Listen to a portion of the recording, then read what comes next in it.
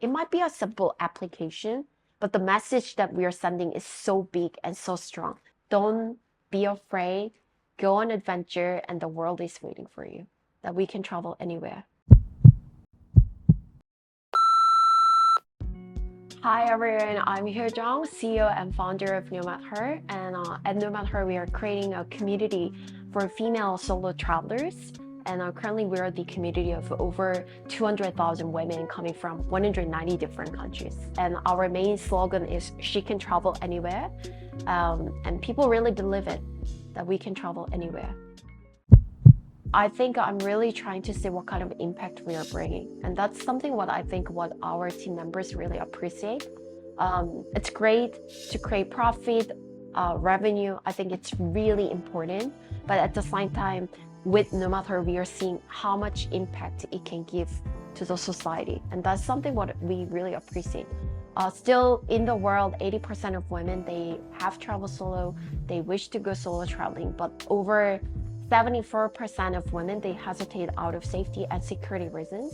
And we see that how what we are building as a NomadHer, it might be a simple application, but the message that we are sending is so big and so strong. We are saying, women, don't hesitate, go on an adventure. And it can be the story of women on the wheelchair. It can be a story of women with hijab. It can be a story of women who is over 70-year-old. It can be a story to women who is curvy. And when we say women, it can be really different and diverse aspects of women. But our message is same. Like we are saying, don't be afraid, go on adventure, and the world is waiting for you. We are not anonymous community. Everyone should use their real name. And then we are bringing these people from online community to actually reality. And that's crazy. People are putting so much trust on what we are building, and they always show up and saying like, hey, my name is Ina, my name is Soyoung, my name is Hyo, I'm Shelly. And I think it's crazy that people are showing so much trust and support, and they are showing up for our offline community event. The best moment for me is whenever I meet our NomadHers. I was traveling solo in like Singapore last week. 6 NomadHers, they showed up to have dinner with me, which I really appreciated. And every single of those 6 NomadHers, they've traveled actually with NomadHer. They've used NomadHer. They've met someone else back in Jakarta, Indonesia, Bangkok, Thailand, Singapore, Tokyo, Japan, Seoul, South Korea. And they've told me, you know what?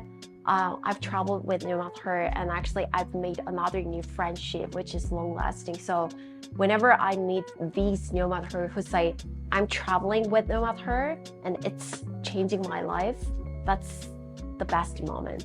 That's when I always get workers high. Whenever someone is telling you that, thank you. Yeah.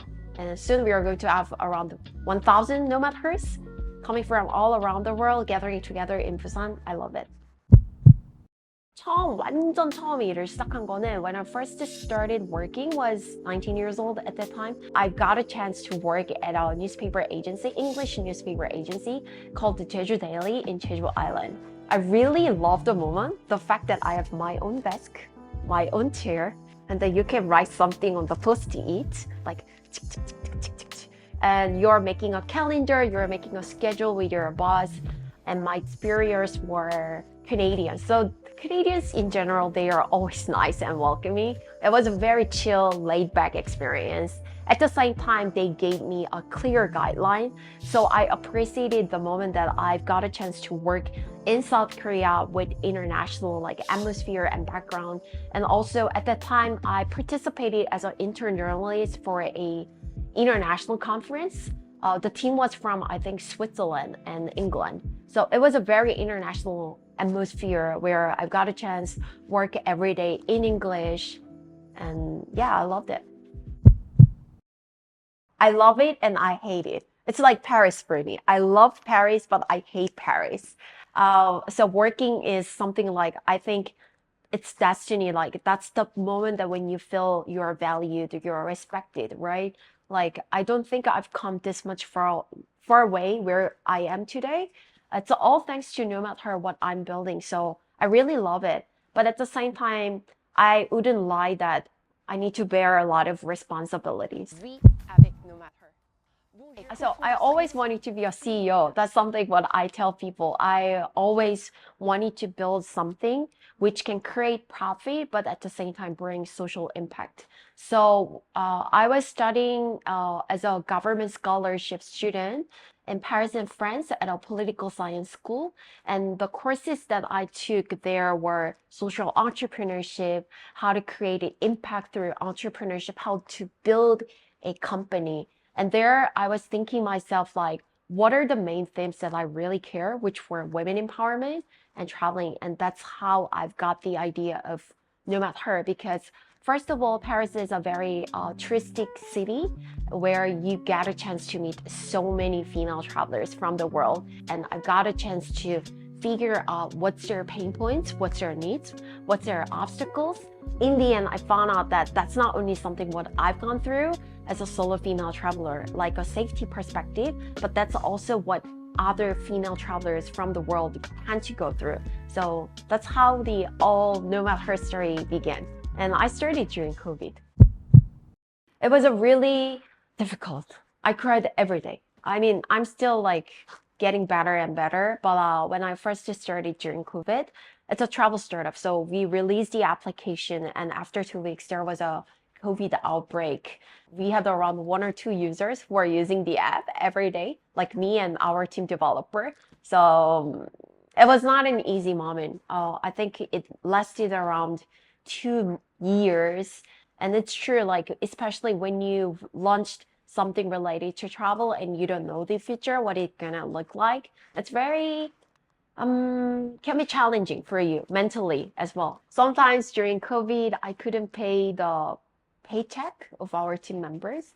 I was so worried about next month salary of our team members. And that was during COVID. No one wanted to invest for travel startup or a community platform. There were moments that some key important person of our team said, let me leave the company. I'm so sorry, but I've done amazing job with you, but I think that's the end of our path maybe. So there were a lot of crazy moments that I was really hurt by a lot of people. But at the same time, I think I've gained a lot of support, courage, love, thanks to people. So I think that's always the sort of circular and moment of continuously, it's always like I'm hurt by people, but also it's people who are giving me so much support and love. Communication, I think, is the key, because most of the cases, I think we are not stressed because of the workload. Of course, workload, it impacts a lot your productivity, how you think, how you work. But at the same time, I feel like communication always creates some issues. Like I say the A, but you understood this as B, and someone else is talking about C. And I've seen that a lot of internal and external problems come from communication issues. It's been almost 5-6 years that I'm doing NomadHer, right? And the thing is, our team comes from really totally different nationalities. Sometimes it can go up to 8 different nationalities. So everyone thinks differently. Everyone comes from different cultural background, professional background. And even though I keep saying and overemphasizing, but still, like, I think it's really important to share the same message internally and externally. Except the moment that I go to bed, I think I just literally only think about NomadHer. But it's true, like sometimes I try to cut off, because I also want to make sure that work is work and my time is my time. Yeah. Crazily travel, work to meet our community, and that's been part of my life. A lot of people are asking, okay, so you're working remotely, digital nomads, but actually the reality is not like you're sipping a coconut juice in front of a swimming pool. That's never gonna work out. At least for me, I need a proper setup for working environment, like a proper chair, desk, and something I appreciate. Yeah. So a lot of cases, I try to find a place where I can work and leave at the same time. That's something important because you cannot always find a coffee shop or a co-working space. So I think 3 things are really important for me. First, it should be clean. Second of all, it should be not that far from city center. And last, if possible, community. I'm looking for community because when you work remotely, you sometimes need support from other fellow entrepreneurs, fellow digital nomads, people with the right mindset. I need to go to some place with the right mindset where people with my mindset can actually kind of communicate and network together. So that's what I'm looking for. I really want to say you are just amazing as you are. I can be really mean to myself. I have a very high expectation and always asking myself, am I enough? Am I doing good? But if I look back on those days, I think I was doing amazing. Just the fact that I was keep doing something, I think it's not something what a lot of people can do. Like my father, he runs marathon. He always told me, life is a marathon.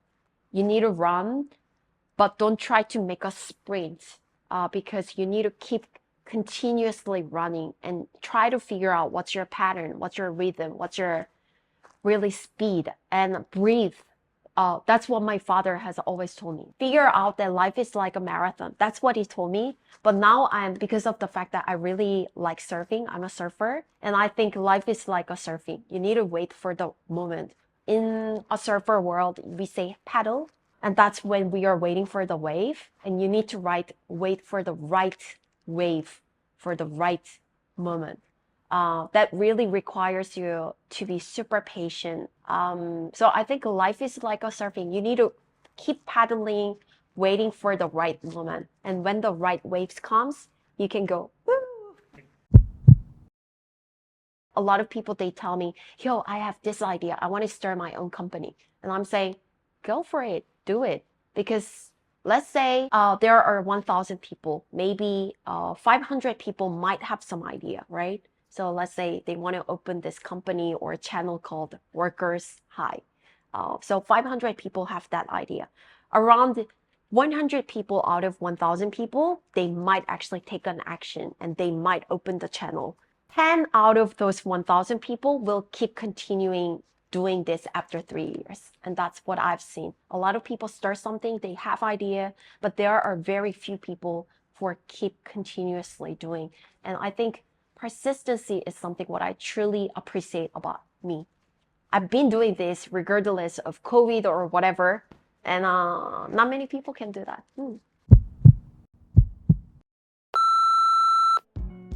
Surfing.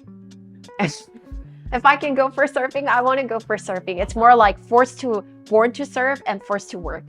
But I love it. And I feel like I am touching the sky. I love the smell of ocean. And it's really freedom. Busan is really nice. Everyone, please come to Busan.